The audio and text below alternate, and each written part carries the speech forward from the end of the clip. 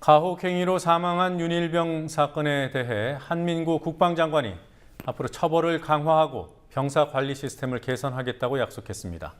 그러나 과거에도 수없이 많이 했던 이런 약속을 얼마나 믿을 수 있을지 의문입니다. 총기 사고가 났던 강원도 고성 22사단의 병사가 1년 동안 뇌종양 치료를 받지 못해 중태에 빠졌다는 사실도 알려졌습니다. 오늘 주요 뉴스들 정리해 보도록 하겠습니다. 황준호 뉴스 취재팀장 들어와 계십니다. 어서 오십시오. 예. 자, 한민구 국방장관이 오늘 대국민 사과를 했어요. 예, 한민구 장관이 오늘 오후 6시 30분에 긴급 대국민 사과를 발표해서 재판 중인 가해자하고 방조자에게 군 형법이 허용하는 한 최대한 엄중하게 조치하겠다고 밝혔습니다. 또 의혹이 제기된 부분, 이거는 이제 살인 의혹이죠. 여기에 대해서 국방부 검찰단에 추가 수사를 지시하고 재판 관할을 현재 28사단 보통군사법원에서 그 상급 부대인 3군사령부 보통군사법원으로 이전하겠다고 밝혔습니다. 지속적인 가혹행위를 적발하지 못한 지휘 책임을 물어서 28사단장의 보직을 해임하고 또 징계위원회에 회부하겠다고도 밝혔습니다. 그리고 군에 자식을 보낸 부모들, 또 전역한 병사들, 시민단체 이런 사람들까지 참여하는 민관군 병영혁신위원회를 가동해서 관리제도를 개선하겠다고 밝혔습니다. 개선하겠다는 것 자체를 뭐라고 할 수는 없지만 과거에도 이런 약속이 수없이 많았다는 점에서 말뿐인 대책이 아니냐 이런 냉소적인 반응이 나오고 있습니다. 그런 가운데 국가인권위원회는 오늘 또 하나의 전방부대인 6사단에서도 병사 성추행과 가혹행위가 있었다는 사실을 공개했습니다. 네. 자, 총기 사고가 있었던 육군 22사단이요. 예. 이곳에서 뇌종양을 앓던 병사가 제때 치료를 못 받아서 중태에 빠졌다는 소식도 들어왔습니다. 예, 지난해 7월에 입대한 김모 상병 얘기입니다. 22사단에 배치된 후에 계속되는 어지럼증, 또 메스꺼움 이런 것들을 호소했었는데 지휘관들이 그냥 무시하고 1년 동안 방치했다가 중태에 빠졌습니다.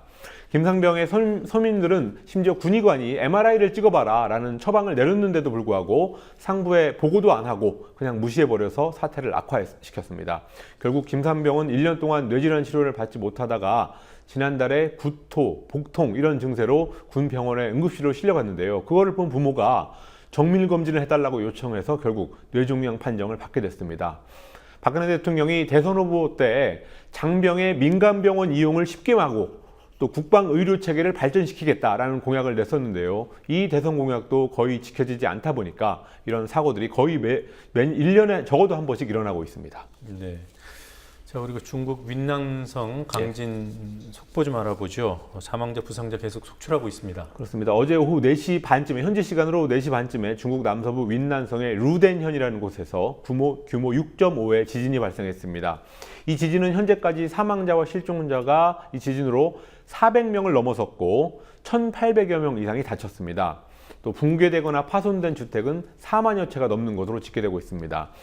6.5라면 강진이긴 강진이어도 이렇게 많이 사망자가 나지 않는데 이 루덴현이라는 곳의 특징이 인구 밀도가 높은 산간 지역에다가 또 이번 지진에 진앙하고 가까워서 과거에 있었던 지진에 비해서 유독 더 많은 희생자를 낳고 있습니다. 또 이 지역은 내진 시설이 안 된 흙벽돌로 집을 짓는 경우가 많아서 인명피해를 키웠다는 분석입니다. 중국 정부는 구조작업에 총력을 기울이라고 지시했지만 여진이 지금까지도 하루가 넘게 200여 차례나 발생하고 있고 또 폭우까지 쏟아져서 피해 규모가 더 커질 것으로 보입니다. 네.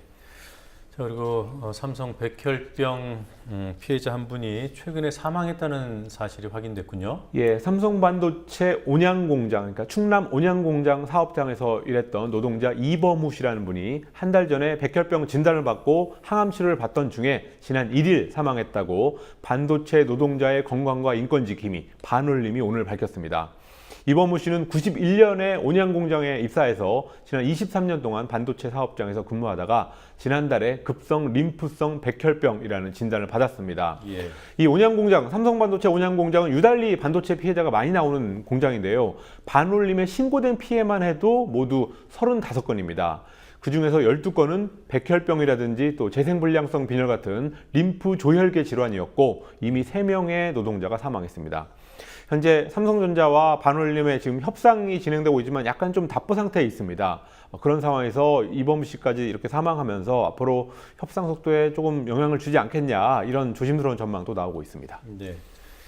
자, 세월호 특별법과 관련된 여론조사가 계속 실시되고 있습니다. 여론은 네. 계속 정부 여당을 압박하고 있습니다만 뭐 결과는 신통치가 않아요. 예, 여론조사기관 리서치뷰의 조사가 오늘 발표됐는데요. 세월호 조사위원회에다가 수사권, 기소권을 부여해서는 안 된다. 이런 정부와 여당의 주장에 동의하는 답은 16.7%에 그쳤습니다. 네. 반면에 수사권과 기소권을 다 줘야 된다라는 의견이 50.9%였고요. 수사권만이라도 줘야 된다라고 의견은 19.1%였습니다. 그래서 이걸 합해보면 국민 10명 중에 7명은 진상조사위원회에다가 최소한 수사권이라도 줘야 된다라고 생각하고 있는 겁니다. 지난주에 또 다른 여론조사 기관인 한국리서치 여론조사에서도 수사권과 기소권을 부여해서는 안 된다는 정부 여당의 주장에 대해서 23.5%밖에 동의한다는 답변을 안 했었습니다. 네. 정부 여당이 동의하는 입장은 23.5% 예. 이렇게 나타난 거죠. 오늘은 19.1%였고요. 네. 그러니까 갈수록 뭐 이게 뭐 조사 방식에 따라 조금씩 다르겠습니다만은 예. 뭐 수치상으로 보면은 정부에 대한 여론이 점점 더 나빠지고 악화되고 있다고 있는 거죠. 볼 수 네. 있습니다. 부산 해운대 여기 뭐 사람들로 넘쳐나야 될 곳에 폐목재가 넘쳐났더군요. 예, 오늘 오전 부산시 해운대 파라다이스 호텔 앞바다 500m 구간에 백사장 그리고 바다에 약 150여 톤의 폐목재가 뒤덮이는 사고가 났습니다. 지난 7월부터 부산 영도 해안가에다가 보관됐던 것들인데 태풍 나크리로 인해서 그걸 묶어놨던 로프가 끊어지면서 밤사이에 백사장 그리고 바다까지 떠밀려온 것으로 추측되고 있습니다.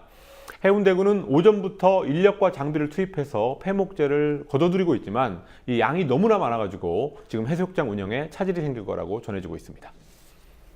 네, 오늘 여기까지 보겠습니다. 수고했습니다. 예.